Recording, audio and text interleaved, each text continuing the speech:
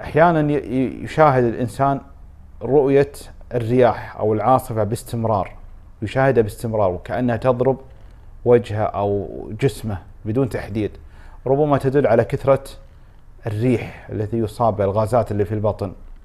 أليس كذلك يا شيخ إبراهيم؟ نعم، وأحيانا استكمال الكلام قد تدل الريح على الأرياح وهي أرياح الجن، لكن ليست على إطلاق زي ما بينا، أساس ما يخاف بعض الناس. شيخ إبراهيم؟ رياح الجن هي من اسمها رياح من الهواء أو كتل. أساس الجن يعني مخلوقين من كتل، يعني صح من نار بس كتلهم هوائية خفيفة شفافة لا يمكن مشاهدتها، تستطيع أنها تخترق الأجسام الغير محصنة.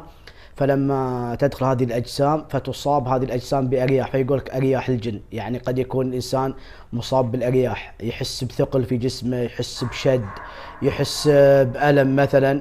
هذه المقصود بأرياح الجن في ذلك. جزاكم الله خير شيخ إبراهيم على إتحافنا بهذه المعلومات التي نستفيد منها ويستفيد منها المشاهد الكريم.